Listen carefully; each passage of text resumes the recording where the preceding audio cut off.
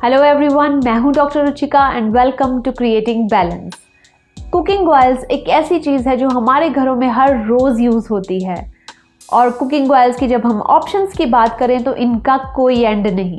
आजकल इतनी options available हैं कुकिंग ऑयल्स के लिए कि हम अक्सर कंफ्यूज हो जाते हैं कि हम कौन सा कुकिंग ऑयल यूज़ करें और कौन सा नहीं। तो आज इस वीडियो में मैं इसी बारे में बात करूंगी कि कैसे हम सही तरीके से अपनी फैमिली के लिए सही कुकिंग ऑयल चूज़ कर सकते हैं। पर उससे पहले मैं ये बताना चाहती हूँ कि वैसे कुकिंग ऑयल्स हमारी डाइट में होना ज़रूरी है, क्योंकि बहुत सारे ऐसे हमारी डाइट में फैट सॉल्युबल न्यूट्रिएंट्स होते हैं जिन्हें एब्जॉर्ब करने के लिए हमें कुछ अमाउंट में फ़ैट चाहिए होता है।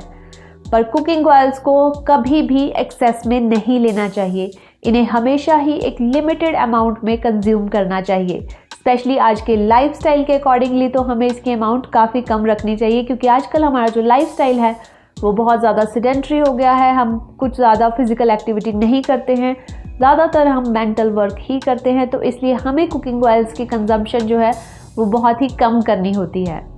तो चलिए शुरू करते हैं वीडियो। अपने लिए बेस्ट ऑयल चूज़ करने से पहले सबसे पहली चीज़ जो हमें पता होनी ज़रूरी है वो ये है कि ऑयल एक्चुअली बनता कैसे है। ऑयल्स को कई सारे तरीक़ों से बनाया जाता है। जो आजकल सबसे कॉमन तरीका है वो है सॉल्वेंट एक्सट्रैक्शन। ये एक मल्टी स्टेप प्रोसीजर है जिसमें कि बहुत ही हाई हीट यूज़ होती है और बहुत सारे केमिकल्स यूज़ होते हैं ऑयल को बनाने के लिए, और इसमें एंड में ऑयल में प्रिजर्वेटिव्स भी डाले जाते हैं। अब क्योंकि ये जो ऑयल है ये बहुत ही हाई टेम्परेचर पर बनता है, तो इसमें जो है ऑयल के कोई भी न्यूट्रिएंट्स नहीं बचते, और इसके साथ साथ इसमें बहुत सारे केमिकल्स और प्रिजर्वेटिव्स भी ऐड हो जाते हैं। ये मेथड जो है इससे रिफाइंड ऑयल्स बनते हैं, और ये मैन्युफैक्चरर के लिए तो बिल्कुल ठीक है, क्योंकि ये बहुत ही सस्ता पड़ता है उन्हें, क्योंकि सीड्स का ऑलमोस्ट पूरा ऑयल इससे निकल जाता है। सिर्फ 0.5 से 0.7% ऑयल जो है वो रॉ मटेरियल में बचता है और बाकी सारा ऑयल सीड से निकल जाता है। और इस टाइप से ऑयल बनाते हुए यूजुअली सीड्स की क्वालिटी पर भी कुछ खास ध्यान नहीं दिया जाता, क्योंकि अल्टीमेटली जो सीड्स की स्मेल होती है, जो उनका फ्लेवर होता है, उसको केमिकल्स से ख़त्म कर दिया जाता है और उसमें आर्टिफिशियल फ्लेवर्स ही डाले जाते हैं। ये ऑयल्स जो हैं ये रेगुलर बेसिस पर लेना हमारे लिए बिल्कुल ठीक नहीं है। और दूसरा मेथड जो है ऑयल बनाने का वो है एक्सपेलर प्रेस मेथड या फिर स्क्रू प्रेस मेथड। अब इसमें क्या होता है, इसमें आर्टिफिशियल केमिकल्स तो कोई नहीं डाले जाते ऑयल बनाते हुए, पर क्योंकि इसमें ऑयल निकालने के लिए बहुत ही ज़्यादा फ्रिक्शन और प्रेशर का यूज़ किया जाता है, तो इसमें इंटरनल टेम्परेचर जो है वो बहुत ज़्यादा बढ़ जाता है ऑयल निकलते हुए, और इस इतने ज़्यादा हाई टेम्परेचर की वजह से ऑयल के जो न्यूट्रिएंट्स होते हैं वो ख़त्म हो जाते हैं।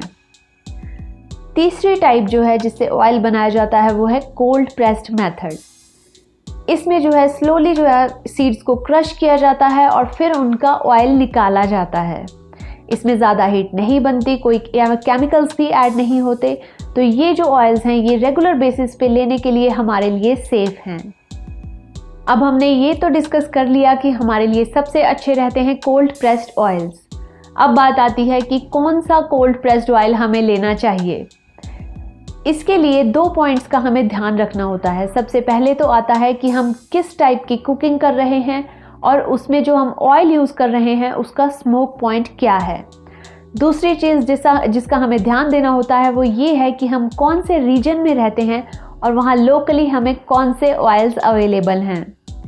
सबसे पहले बात कर लेते हैं ऑयल के स्मोक पॉइंट की। अब स्मोक पॉइंट जो होता है वो ऑयल को हीट करते हुए वो वाला पॉइंट होता है जहाँ पर ऑयल जो है वो बर्न करना स्टार्ट कर देता है, और अगर हम किसी भी ऑयल को उसके स्मोक पॉइंट से ज़्यादा हीट करते हैं तो उसके न्यूट्रिएंट्स डिस्ट्रॉय हो जाते हैं और उसमें से रिलीज़ होते हैं फ्री रेडिकल्स जो कि हमारी हेल्थ के लिए अच्छे नहीं होते। अब यूजुअली जो इंडियन कुकिंग होती है, जैसे कि जो हमारा तड़का होता है या डीप फ्राइंग होती है, उसमें हीट जो है बहुत ज़्यादा यूज़ होती है, तो इसलिए हमें ऐसे ऑयल्स चूज़ करने होते हैं जिनका स्मोक पॉइंट हाई हो। आजकल ऑलिव ऑयल बहुत ज़्यादा ट्रेंड में है, क्योंकि इसमें होते हैं mono unsaturated fatty acids and poly unsaturated fatty acids, जो कि हार्ट हेल्थ के लिए बहुत अच्छे हैं। इसके अलावा ऑलिव ऑयल में होता है विटामिन ई एंड एंटीऑक्सीडेंट्स, जो कि हमारे लिए अच्छा है। पर ऑलिव ऑयल का स्मोक पॉइंट जो होता है वो कम होता है। Olive oil low to medium heat cooking के लिए तो ठीक है, उसे हम सैलेड ड्रेसिंग में भी यूज़ कर सकते हैं, पर इंडियन कुकिंग के लिए जैसे अगर हमें डीप फ्राइंग करनी हो या तड़का लगाना हो तो उसमें हाई हीट यूज़ होती है, उसमें हम ऑलिव ऑयल नहीं यूज़ कर सकते क्योंकि ऑलिव ऑयल का स्मोक पॉइंट कम होता है। तो जैसे ही हम उसको ज़्यादा हीट करेंगे तो उसकी जो न्यूट्रिशन वैल्यू है वो ख़त्म हो जाएगी। इसलिए इंडियन कुकिंग के लिए हमें जो ऑयल चूज़ करना होता है उसका स्मोक पॉइंट हाई होना चाहिए। सबसे पहले हम बात कर लेते हैं डीप फ्राइंग की, कि हम डीप फ्राइंग के लिए क्या क्या यूज़ कर सकते हैं। डीप फ्राइंग के लिए हम यूज़ कर सकते हैं घी, कोकोनट ऑयल या फिर मस्टर्ड ऑयल यानी कि सरसों का तेल। इन तीनों का स्मोक पॉइंट बहुत हाई होता है, इसलिए हम इन्हें डीप फ्राइंग के लिए आराम से यूज़ कर सकते हैं। पर घी ही एक ऐसा इकलौता ऑयल है जिसे कि हम दोबारा से रीहीट कर सकते हैं और किसी भी ऑयल को बार बार हमें हीट नहीं करना चाहिए। जैसे कि कई बार देखा गया है कि कुछ लोग एक ही ऑयल को कई बार डीप फ्राइंग के लिए यूज़ करते हैं, जो कि बिल्कुल अच्छी बात नहीं है। इससे ऑयल में बहुत सारे फ्री रेडिकल्स बन जाते हैं जो कि बहुत सारे डिजीज़ का कारण है, कैंसर तक का भी। इसलिए हमें ऑयल जो है वो बहुत ही पहले ही कम अमाउंट में लेना होता है। उसमें फ्राइंग करने के बाद जो ऑयल बच जाता है उसे हमें फेंक देना चाहिए, दोबारा से फ्राइंग के लिए यूज़ नहीं करना चाहिए। तो अब हमने डीप फ्राइंग की बात कर ली है, अब हम डिस्कस करते हैं कि नॉर्मल जो हम तड़का लगाते हैं उसके लिए हम कौन से ऑयल्स यूज़ कर सकते हैं।